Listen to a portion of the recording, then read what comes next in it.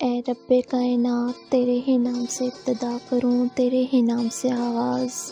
تو جمیل بھی، تو جمال بھی، تو علیم ہے، تو کریم ہے، تو میرے خیال کے گلشنوں میں بسا مثال شمیم ہے۔ میرے حرف تیری امانتیں کر کے منسوب، تیری ذات سے کچھ لفظ اپنے ناچیز حوالوں کو سرفراز کروں۔ یہ تخیل کی اڑانے بھی ہے بخشش تیری، خاک کے صحرا ہوں مگر چاند پہ پرواز کروں۔ تیرے ہی نام سے ابتدا کروں، تیرے ہی نام سے آغاز۔ پرانے وقتوں کی بات ہے، ایک سرائے جہاں لوگ دوران سفر قیام کیا کرتے تھے۔ سرائے کے مالک اور ایک ہندوستانی سوداگر میں جھگڑا ہو رہا تھا، دونوں میں زبردست میتوں ہو رہی تھی۔ باقی مسافر جو سرائے میں ٹھہرے ہوئے تھے انہوں نے آ کر پوچھا کہ معاملہ کیا ہے۔ سرائے کے مالک نے غصے سے کہا، دیکھیے جناب، یہ عجیب شخص ہے، کھانا کھا لیا اور قیمت ادا کرنے سے انکار کر رہا ہے، ہم یوں ہی مفت خوروں کے پیٹ بھرنے لگے۔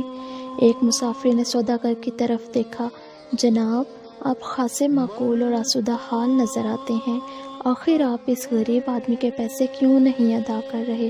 سوداگر نے کہا، قبلہ میں تو پیسے دینے کے لیے تیار ہوں، بلکہ میں نے تو اس کے ساتھ یہ بھلائی کی کہ اسے پچھلے کھانے کے پیسے بھی ادا کرنا چاہتا ہوں جو میں اتفاقاً بھول گیا تھا، لیکن یہ تو کچھ اور ہی حساب بتا رہا ہے، یوں لگتا ہے جیسے سارے ہی مسافروں کے کھانے کی قیمت یہ مجھ سے وصول کرنا چاہتا ہے۔ سرائے کا مالک چڑ کر بولا، ایک تو پہلے رقم ادا نہیں کر رہے اور اوپر سے مجھ پہ احسان جتاتے ہو۔ تکرار بڑھی تو کوئی قصبے کے معزز شخص کو بھی بلا لایا، اس نے ان دونوں سے کل واقعہ بیان کرنے کو کہا۔ سوداگر بولا، جناب معاملہ یہ ہے کہ پچھلے سال میں اسی سرائے میں ٹھہرا تھا، میں نے کھانے میں ایک مرغی اور چند انڈے کھائے تھے، مگر جلدی میں ہونے کی وجہ سے پیسے ادا نہ کر پایا تھا۔ اب میں نے اس سے اس کھانے کا حساب پوچھا ہے تو 1000 دینار مانگتا ہے۔ آپ انصاف سے بتائیے کہ کیا ایک مرغی اور چند انڈوں کی قیمت 1000 دینار ہوتی ہے؟ معزز شخص نے سرائے کے مالک سے پوچھا، کیوں بھائی تمہارا کیا خیال ہے اس سلسلے میں؟ سرائے کے مالک نے گلا صاف کیا اور بڑے ہی پر اعتماد لہجے سے بولا، جناب عالی، ابھی تو میں نے بڑی فیاضی سے کام لیا ہے کہ کہیں کوئی گڑبڑ نہ ہو جائے۔ آپ ذرا غور سے انصاف فرمائیں کہ ان حضرت نے بڑے مزے سے پچھلے سال مرغی اور 6 انڈے کھائے تھے۔ اب اگر وہ مرغی زندہ ہوتی اور میں وہی 6 انڈے اس مرغی کے نیچے رکھ دیتا تو ان میں سے چوزے نکل آتے اور چوزے بڑے ہو کر انڈے دیتے تو میں ان سے اور بھی چوزے نکلوا لیتا۔ آپ عقل مند ہیں، خود ہی حساب لگا لیں کہ ایک سال میں وہ مرغی اور 6 انڈے ہزاروں مرغیوں اور چوزوں میں بدل جاتے۔ یہ سارا منافع محض اس وجہ سے ہاتھوں سے نکل گیا ہے کہ ان حضرت نے وہ مرغی اور انڈے کھا لیے تھے۔ اب اسی حساب سے میں نے قیمت لگائی ہے تو انہیں دینے میں تکلیف ہو رہی ہے اور مجھ سے جھگڑا کرنے پر تل گئے ہیں۔ معزز شخص سرائے کے مالک کا دوست تھا، اس لیے اس نے فیصلہ مالک کے حق میں دے دیا اور سوداگر سے قیمت ادا کرنے کو کہا۔ سوداگر بڑا پریشان ہوا، کیا کرتا، غریب تھا کہ اتنی رقم کہاں سے لاتا؟ اگر یہ رقم یہاں دے دیتا تو اپنے ملک واپس کیسے جاتا؟ کہ اچانک مجمع میں سے ایک شخص بولا، مجھے تیز رفتار سواری دو، میں بغداد سے قاضی کو لے کر آتا ہوں، پھر وہ جو فیصلہ کرے گا ہم سبھی کے لیے قابل قبول ہوگا۔ سب مسافروں نے ہاں میں ہاں ملائی اور اس کی حمایت کی۔ بھائی میرا خچر لے جائیں، یہ بہت تیز ہے، کسی شخص نے آواز لگائی۔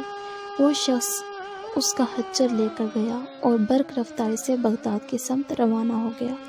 کچھ ہی دیر گزری تھی کہ وہ واپس آیا اور کہا، قاضی کچھ مصروف تھے، انہوں نے آدھے گھنٹے تک آنے کا وعدہ کیا ہے، آپ لوگ انتظار کیجئے۔ لوگ بے چینی سے انتظار کرنے لگے۔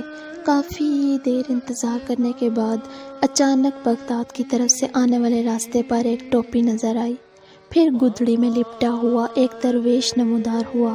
قاضی صاحب آ گئے، مسافر خوشی سے چلایا، لوگ احتراماً اٹھ کھڑے ہوئے۔ انہوں نے حیرت سے اس کو دیکھا جس کا نام تھا بہلول۔ وہ لوگوں کے درمیان آ بیٹھا اور بولا، حضرات میں معذرت خواہ ہوں کہ مجھے یہاں آنے میں تاخیر ہو گئی، مجھے اس جھگڑے کی اطلاع مل گئی تھی، مگر میں جلدی نہیں آ سکتا تھا۔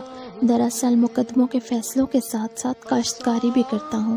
آج آپ کا پیغام ملا تو میں گیہوں کے بیج ابال رہا تھا، کیونکہ آپ تو جانتے ہیں کہ گیہوں کے بیج ابال لینے سے پیداوار بہت اچھی ہوتی ہے۔